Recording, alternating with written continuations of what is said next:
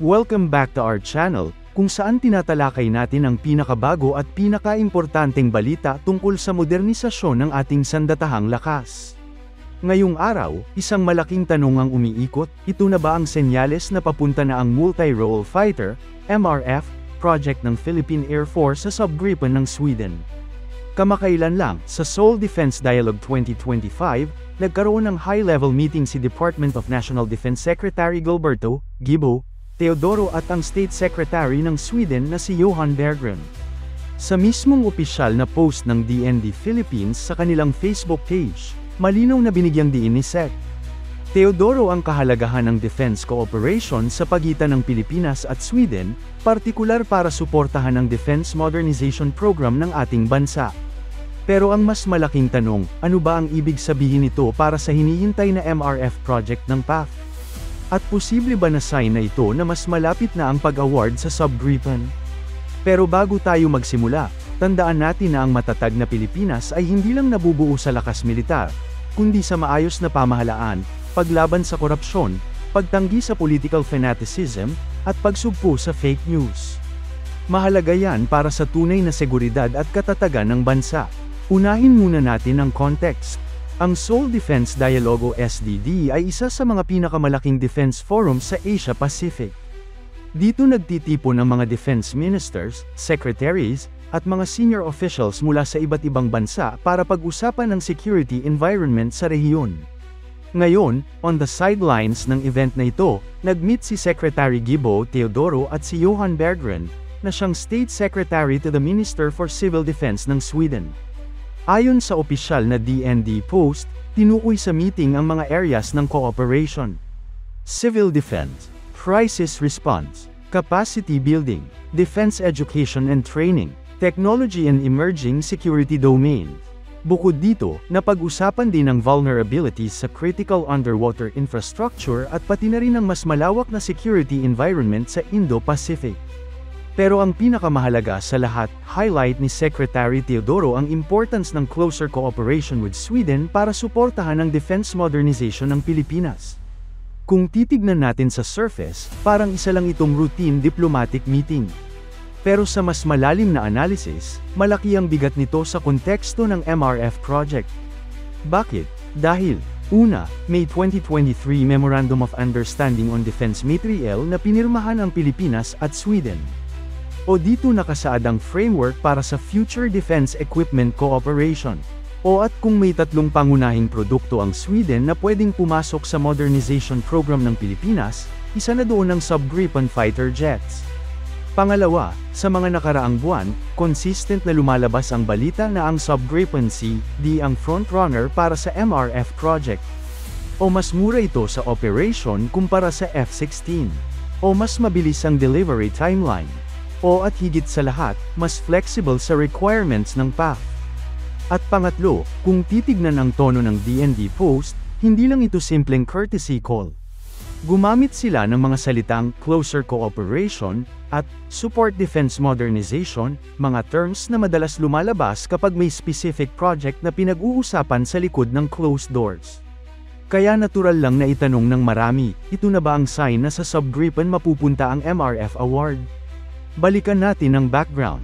Ang Multi-Role Fighter Acquisition Project ay bahagi ng Horizon 3 ng AFP modernization. Ang budget na inilaan dito ay nasa 61.2 billion pesos, at target na makakuha ng 12 fighter jets para sa Philippine Air Force. Dalawang main contenders ang matagal ng pinagpipilian. F-16 Block 70-70 Seconds Viper mula sa Lockheed Martin ng US. Subjas 39 Gripen C, di mula sa Sweden. Sa mga nakaraang taon, ilang beses nang napaulat na mas leaning towards sub ang PAF dahil sa mas mababang operating cost at mas mabilis na delivery. Pero syempre, hindi rin basta-basta pwedeng isantabi ang F-16 dahil sa mas malalim na defense relations natin sa US. Ngayon, dahil sa paglitaw ng meeting na ito, lalong lumalakas ang posibilidad na mas favorable na ang posisyon ng sub. Kung i-analyze natin, maraming factors kung bakit mas viable ang Subgripen para sa Pilipinas. Una, operational cost. O ang Gripen ay kilala sa pagiging budget fighter. o halos kalahati lang ng gastos kumpara sa F-16 pagdating sa maintenance at fuel consumption. Pangalawa, delivery timeline. O ayon sa reports, mas mabilis mag-deliver ang sub. O kung ngayon ay award, may posibilidad na within 3 hanggang 4 years makakakuha na ang PAF ng initial units. Pangatlo, geopolitical neutrality. O habang malapit tayo sa US, may risk na maipit ang Pilipinas sa mas malalaking geopolitical tensions. O sa pamamagitan ng Gripen, nagkakaroon tayo ng diversification at hindi lang umaasa sa iisang source ng fighter aircraft. Pang-apat, Sweden-Philippines Defense Cooperation. O dahil sa 2023 MO at ngayong 2025 meeting, nakikita natin na seryoso ang dalawang bansa sa long-term partnership. O hindi lang ito tungkol sa jets, kundi pati sa training, technology sharing, at future opportunities. At pang-5, practical fit sa needs ng PAF. O ang Gripen C, D ay lightweight at multi-role. O perfect para sa maritime domain awareness, quick reaction intercepts, at kahit limited strike missions. Hindi rin natin pwedeng kalimutan na ang ganitong klaseng project ay hindi lang purely technical decision. May political layer din. Kung pipiliin ng Pilipinas ang sub-Gripen, magpapadala ito ng mensahe na bukas tayo sa ibang partners bukod sa US. At nagpapakita na may confidence tayo sa European defense technology. Kung F-16 naman ang pipiliin, mas lalalim ang interoperability natin with the US Air Force. Mas magiging aligned tayo sa strategic interest ng Washington sa Indo-Pacific. Pero, kung titignan ng timing, at sa patuloy na paglala ng situation sa West Philippine Sea, mas kailangan natin ng mabilis at cost-effective solution. At dito lumalamang ang sub-Gripen. Ngayon, ano ang reaksyon ng mga observers? Sa defense community, marami ang naniniwala na this is one of the strongest signals so far na papunta na sa sabang award. Hindi man ito direct confirmation, pero kung pagbabatayan ang mga ganitong diplomatic meetings, madalas ito ang precursor bago ang formal announcement. Kung matatandaan natin, ganyan din ang nangyari sa ibang projects, nagkakaroon muna ng high-level meetings, tapos after ilang buwan, may announcement na ng award.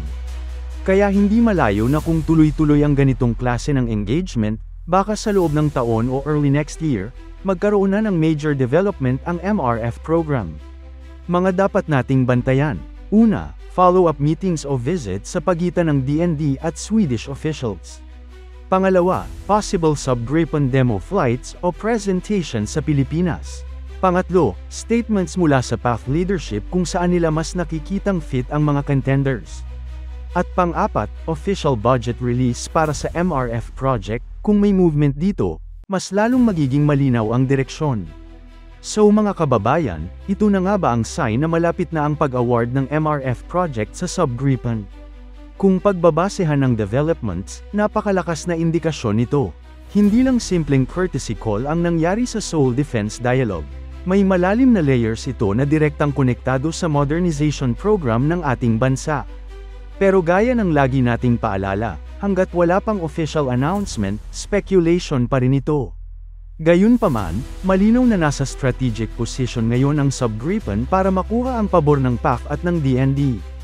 Kung tuloy-tuloy ang ganitong klase ng engagements at kung magiging aligned ang budget at political will, malaki ang chance na by next year, maaari na nating makita ang unang hakbang papunta sa pagkakaroon ng sarili nating modern multi-role fighters.